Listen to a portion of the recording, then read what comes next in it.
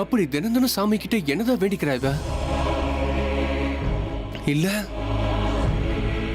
யாருக்கும் தெரியாம யாரையாவது மீட் பண்ண போறாளா? இவ நடவடிக்கைய பார்க்கும்போது இவளுக்குள்ள ஏதோ பெரிய ரகசியம் இருக்குமோ தோணுது. இது என்னோட வீடுமா, நீங்க எல்லாரும் என்னோட சொந்தம். இப்ப யாரு என்ன சொன்னாங்க அர்ஜுன்? யார் பேச்சை கேட்டுக்கிட்டு இப்படி மனசை குழப்பிக்கிட்டு இருக்க நீ? யார் பேச்சும் இல்லம்மா. நீங்களும் அண்ணா ரூம்ல பேசிட்டு இருக்கும்போது நான் கேட்டேம்மா.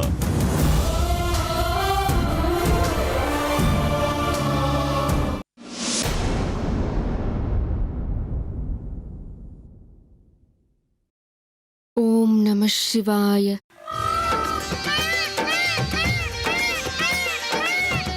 ஓம் நம சிவாய. ஓம் சுப்பிரமணியாய நமஹ.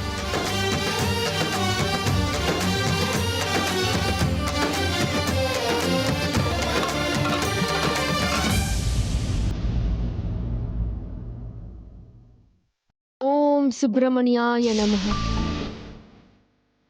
ஓம் சுப்பிரமணியாய நமஹ.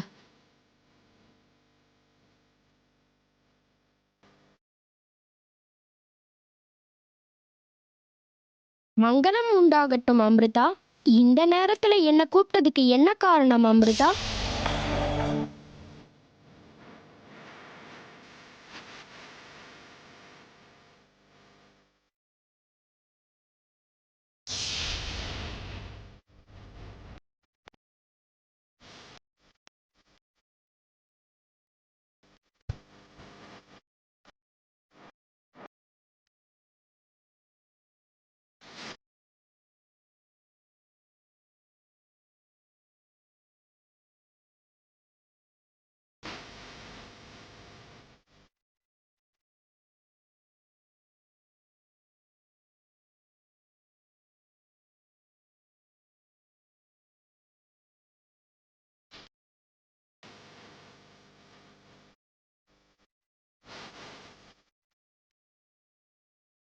முருகா, உனக்கு எல்லாமே தெரியும் இல்லையா? நாகமணியை தேடுற என்னோட எல்லா முயற்சிகளும் வீணாயிட்டே இருக்கு. என்னுடைய போராட்டங்கள், என்னுடைய தேடுதல் வேட்டைகள் ஒவ்வொரு நாளும் வீணாகிட்டே போகுது. இதனால என் மனசுக்குள்ள பலவித சந்தேகங்கள் வருது. தயவு செஞ்சு நாகமணி இருக்கிற அந்த இடத்த, அது என் கையில கிடைக்கக்கூடிய விதிமுறைய நீதான்ப்பா எனக்கு சொல்லணும். என்னுடைய நாகமணி தேடுதல் வேட்டையில நீதான்ப்பா எனக்கு உதவி செய்யணும். அமிர்தா, உன்னோட வேண்டுதலை நிறைவேற்றுறதுக்கு முன்னாடி என்னுடைய ஒரு கேள்விக்கு உன்னால பதில் கொடுக்க முடியுமா? கேளு முருகா. மனிதனுக்கு அவனோட மரணத்தை பத்தி, அதாவது அது எப்படி வரும் எப்ப வரும்ன்றத பத்தி முன்னாடியே தெரிஞ்சிருமா அமிர்தா? இல்ல, அது சாத்தியமே கிடையாது. மனுஷன் இருக்கட்டும், இந்த அண்டத்துல இருக்கிற எந்த ஒரு உயிரினத்துக்கும் தன்னுடைய பிறப்பு இறப்பு பத்திலாம் ஏதாவது தெரியுமா அமிர்தா? இல்ல முருகா, அதத்தானே சிருஷ்டி ரகசியம்னு சொல்றோம். ஆமா, இப்ப நீ என்கிட்ட கேக்குற கேள்வியும் அந்த மாதிரி தான் இருக்கு அமிர்தா. இப்ப நீ நாகமணியை தேடிக்கிட்டே இந்த பூலோகத்துக்கு வந்து வாசம் பண்ற. அதனால இப்போ நீ பூலோகத்தோட ஒரு பாகமா மாறி இருக்க. நாகலோகத்தை சேர்ந்த நாகராணியான உனக்கு உங்க லோகத்துக்கு சொந்தமான நாகமணியை கண்டுபிடிக்கிறது உனக்கே கஷ்டம்னா அது உன்னுடைய தோல்வி இல்ல, அது உன்னோட பலவீனமும் கிடையாது. அது இந்த பூலோகத்தோட இயல்பு.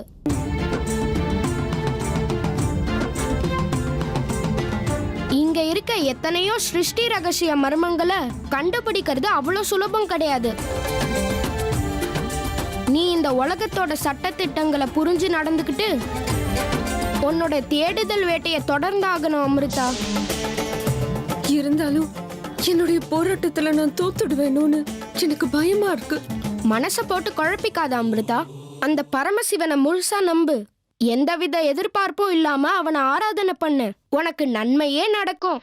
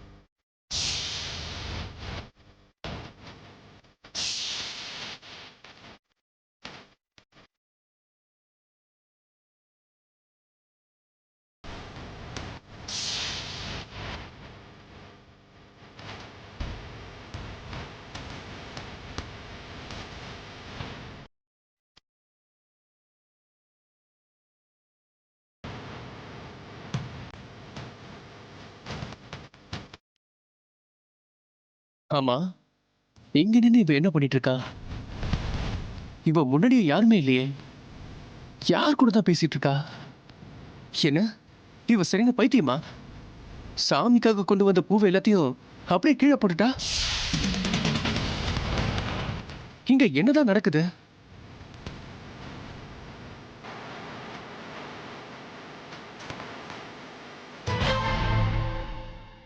ஈசனே காப்பாத்துப்பா, மூவுலகத்தை ஆளும் தேவா, பசி பிணி இல்லாத உலக உருவாக்குப்பா, ஹரனே ஈசா காப்பாத்துப்பா, மூவுலகத்தை.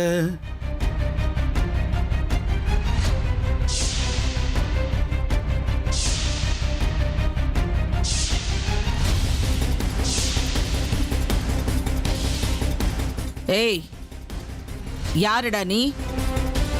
உன்னதான் நான் கேக்குறேன். யாரியா நீ? எங்க வீட்ல உனக்கு என்ன வேலை? அத்தை இப்பதான் வந்தீங்களா? ஆமா, இப்பதான் வந்தேன். ஏமா, கண்ணு தெரியலையா? அது இருக்கட்டும், யார் இந்த ஆளு? அத்தை, கங்கம்மா இப்பெல்லாம் சரியா வேலைக்கு வர்றதில்லைல்ல. வீட்டு வேலையெல்லாம் செய்யறதுக்கு ஆள் தேவைப்பட்டுச்சு. இந்த ஆள் பேரு சித்தையா அத்தை. சித்தாபுரத்துலேருந்து வந்திருக்காராம். வீட்டு வேலைக்கெல்லாம் உதவியா இருக்குமேன்னு நான் தான் இவரை வேலைக்கு வச்சுட்டேன் அத்தை.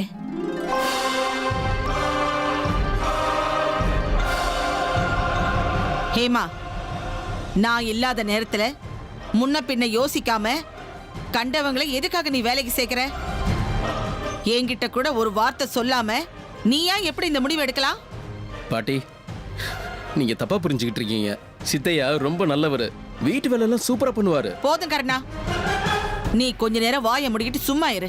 இந்த மாதிரி விஷயம் எல்லாம் உனக்கு புரியாது. இல்ல பாட்டி, உங்க பயம் என்னன்னு எனக்கு புரியுது.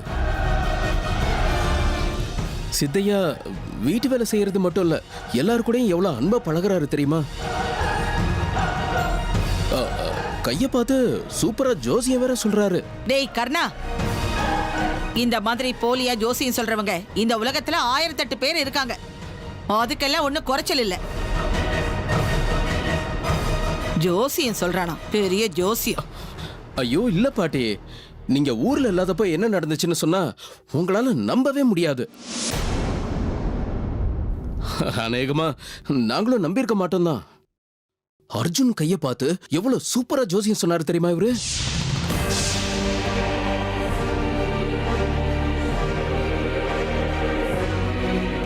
என்னது?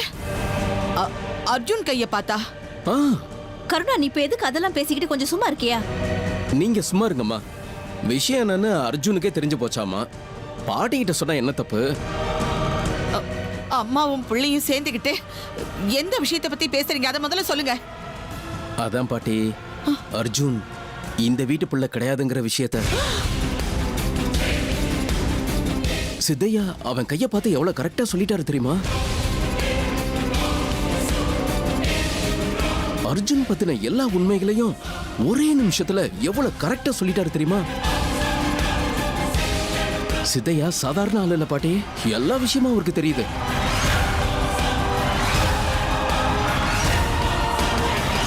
ஹேமா, இந்த விஷயத்தை யார்கிட்ட எப்ப தெரியப்படுத்தணுங்கிற அறிவு உனக்கு கொஞ்சம் கூட இல்லையா?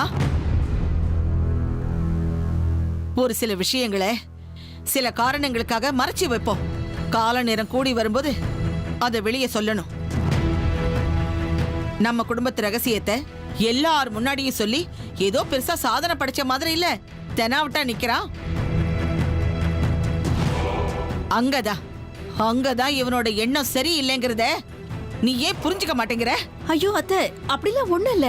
அப்படியும் இல்ல இப்படியும் இல்ல.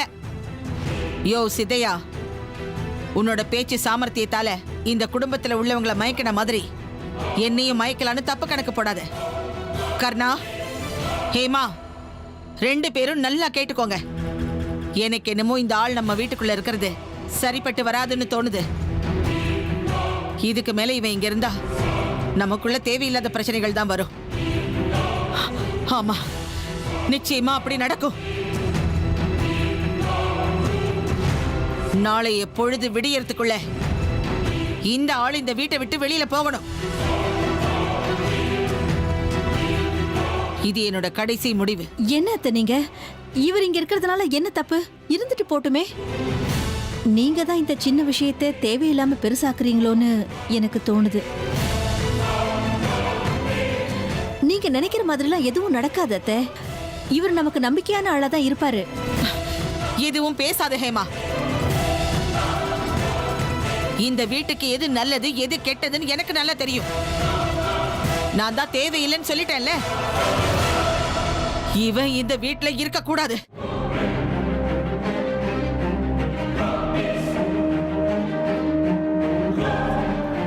சித்தையா, எங்க பாட்டிக்கு கொஞ்சம் முன்கோபம் அதிகம். நீங்க ஒண்ணும் நினைச்சுக்காதீங்க. அது இப்பதானே அவங்க வெளியில இருந்து வந்திருக்காங்க. அதெல்லாம் எனக்கு புரியும். ஏன் வீட்டு பெரியவங்க மனசு எப்படி இருக்குன்னு தெரியாதா? நீங்கெல்லாம் ஒன்றும் கவலைப்படாதீங்க. பெரியம்மா கிட்ட நானே போய் பேசுறேங்க. பேசி பாருங்க சித்தையா. பேசினா அவங்க கோவம் ஒருவேளை குறையறதுக்கு கூட வாய்ப்பு இருக்கு. ம்.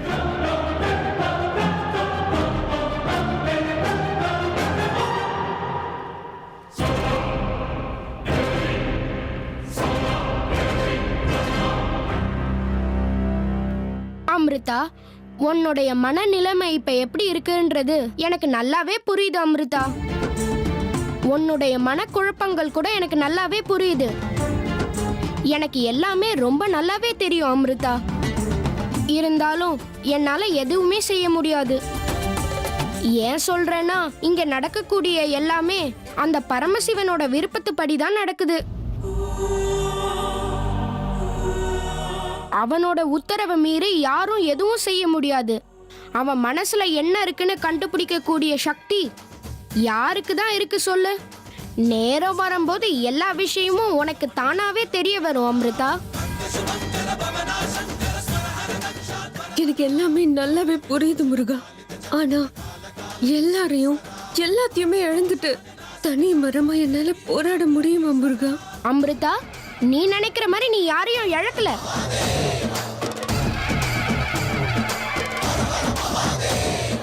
எல்லாருமே உன்னை சுத்தி தான் இருக்காங்க அமிர்தா. உன் அகக்கண்ணை திறந்து நீ பார்க்கணும், அவ்வளவுதான். எல்லாம் தெரிஞ்சிருந்தும் நீ இப்படி பேசுறியே. உனக்கு தெரியாததுன்னு ஏதாவது இருக்கா? முதல்ல நாகமணிய நான் தொலைச்சேன். என் உயிருக்கு உயிரா இருந்த என்னோட சேஷா என்னை விட்டு பிரிஞ்சு போயிட்டா. எனக்கு வழிகாட்டியா இருந்த என்னோட குரு அவரும் என்னை விட்டு பிரிஞ்சுட்டாரு. எனக்கு உயிர் கொடுத்த என்னோட அப்பாவும் அம்மாவும் என் எதிரிகளோட சூழ்ச்சியில மாட்டி என்னோட கண் முன்னாடியே இறந்து போயிட்டாங்க. இதுக்கு மேல என்ன ஆகணும் முருகா? எல்லாரையும் இழந்துட்டு தனி மரமா நான் நின்னுகிட்டு இருக்கேன். திக்கு தெரியாத ஒரு காட்டுல இருக்கு. நீ யாரெல்லாம் இழந்துட்டேன்னு இப்ப துக்கம் அனுசரிச்சுட்டு இருக்கியோ அவங்க யாரையுமே நீ இழக்கல அமிர்தா.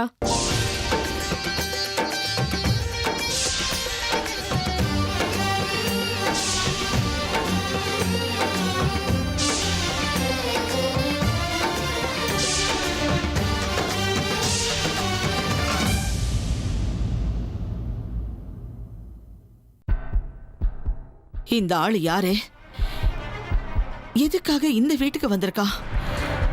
இவனை பார்க்கும் போதே எனக்கு தேவையில்லாத சந்தேகம்லாம் வருதே. நான் போட்ட திட்டங்கள் எல்லாம் வீணா போயிடுமோன்னு எனக்கு தோணுது. இல்ல இல்ல, இவன் இந்த வீட்டுக்குள்ள இருக்க கூடாது. எப்படியாவது இந்த ஆளை இந்த வீட்டை விட்டு துரத்தியே ஆகணும். பெரியம்மா, பெரியம்மா. ஏய், யாருடா நீ? எதுக்காக இங்க வந்திருக்க? உன் மனசுல எந்த எண்ணத்தோடு வந்திருக்க? அதான் சொன்னேனேம்மா, கொடுக்கற வேலையை செஞ்சுக்கிட்டு வயித்த கழுவுணுங்கிற எண்ணத்துல வந்திருக்கேன், அவ்வளவுதான். மற்றபடி எனக்கு வேற என்னங்க எண்ணம் இருக்கும்? வாய மூடுறா. என்னமோ கைய பார்த்து ஜோசியம் சொல்றியாமே. இத்தனை வருஷங்களா அர்ஜுன பத்தின ரகசியம் யாருக்குமே தெரியாத அளவுக்கு மூடி மறைச்சு வச்சிருந்த. ஆனா நீ இப்போ அதுல மண்ணள்ளி போட்டுட்டியேடா. எல்லாரும் முன்னாடி அந்த ரகசியத்தை சொல்ல வேண்டிய அவசியம் என்ன உனக்கு? இதுல இருந்து தெரியுது உன் மனசுல வேற ஏதோ எண்ணம் இருக்கு. பெரியம்மா, என் மனசுல எந்த கெட்ட எண்ணமும் இல்லம்மா. கைய பார்த்து ஜோசியம் சொல்றது பிறந்ததுல இருந்து நான் செய்யற வேலை. இந்த நாக்கு என்னைக்கும் பொய் சொல்லாதுமா. அப்படி சொல்லியிருந்தா என் நாக்கு அழுகி போகட்டும். இப்ப அந்த உண்மையை சொன்னதுனால இந்த வீட்டுல இனிமே நிம்மதி இருக்கும்னு நினைக்கிறியா? இல்ல, நான் உன் பேச்ச நம்ப தயாரா இல்ல. நீ வேணும்னே தான் ஏதோ கெட்ட எண்ணத்தோடு தான் இதையெல்லாம் பண்ணி இருக்க. இத பார், இனி ஒரு நிமிஷம் கூட நீ இந்த வீட்டுல இருக்க கூடாது. அப்படி சொல்லாதீங்கம்மா. நான் ஏழம்மா. ஏதோ வேலை செஞ்சுக்கிட்டு 2 வேளை சாப்பாடு சாப்பிட்டுக்கிட்டு ஒரு மூலையில கிடக்குறேனே. தயவு செஞ்சு தெரியாம நான் தப்பு பண்ணியிருந்தா என்ன மன்னிச்சிடுங்கம்மா. டேய், விடுறா என் காலை, விடு. இத பார், இந்த மாதிரி நாடகம் ஆடி என் குடும்பத்துல உள்ளவங்களை வேணா நீ ஏமாத்தி இருக்கலாம். உனக்கு என்ன ஏமாத்த முடியாது. கடைசியா உனக்கு சொல்றேன், மூட்டை முடிச்ச கட்டிக்கிட்டு உடனே இந்த வீட்டை விட்டு போயிடு. சொல்றது புரியுதா? இல்லன்னா உன்னை எப்படி இந்த வீட்டை விட்டு வெளியே அனுப்புறதுன்னு எனக்கு நல்லாவே தெரியும். நல்லா தெரியும்.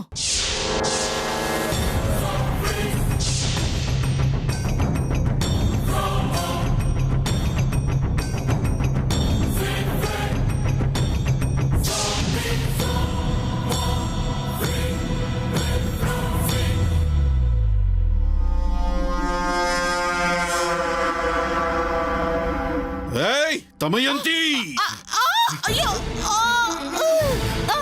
இவ்வளவு நேரம் நீ சொன்னதை எல்லாம் கேட்டுக்கிட்டு அமைதியா இருக்கேன்னு என்னையே வீட்டை விட்டு துரத்துற அளவுக்கு திமிரா உனக்கு? நீ சொன்னதையெல்லாம் கேட்டுக்கிட்டு நீ திட்டதையெல்லாம் வாங்கி கட்டிக்கிட்டு சும்மா போக நான் என்ன உன் அடியாளா? நான் என்ன பால் குடிக்கிற குழந்தை நினைச்சியா? நான் ஒரு எண்ணத்தோட தான் இந்த வீட்டுக்குள்ள வந்திருக்கேன். என்னோட எண்ணம் ஈடேற வரைக்கும் இங்க இருந்து நான் போக மாட்டேன். யாராலையும் என்ன இந்த வீட்டை விட்டு துரத்த முடியாது. பாரு, தேவையில்லாம என்ன பகைச்சுக்காத. என்ன பகைச்சுக்கிட்டா என்ன நடக்கும் உனக்கே தெரியும். ஏய், உன் உருட்டல் மிரட்டலாம் பயப்படுறவன் நான் கிடையாது. உன் ரகசியம் எல்லாம் எனக்கு நல்லா தெரியும். கை பார்த்து சொல்ற சாக்குல உன்னை பத்தி எல்லா உண்மையும் நான் சொல்லிட்டா அதோட உன் கதை முடிஞ்சிடும். உன்னை சாகடிக்கிறது எனக்கு ஒண்ணு பெரிய விஷயம் கிடையாது. மரியாதையை என் கழுத்துல இருந்து கையை எடுத்துரு. இல்லனா என்ன செய்வ? என்ன செய்ய முடியும் உன்னால? நாளை என்ன எதுவுமே செய்ய முடியாது.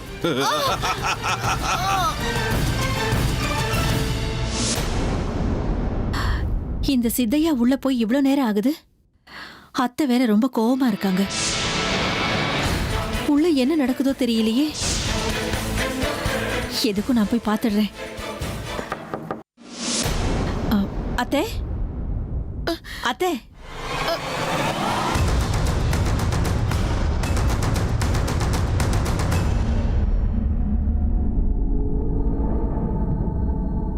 பெரியம்மா, என் வயித்துல அடிக்காதீங்கம்மா. நீங்க சொல்றத கேட்டுக்கிட்டு அமைதியா இருக்கேன். பாவம் அத்தை, இவரு உங்க கால்ல விழுந்து கெஞ்சி கேக்குறாருல, சரின்னு சொல்லக்கூடாதா? சரி சரி, விடுறா என் காலை.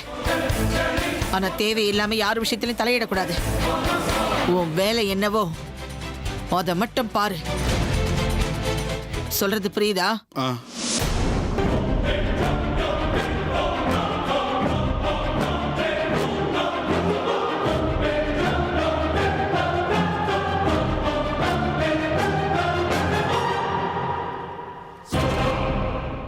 பாத்தியா சித்தையா, எங்க அத்தையோட மனசு பூ மாதிரி. அவங்க சொல்றதையெல்லாம் கேட்டுக்கிட்டு அமைதியா இருந்தா போதும். சரியா?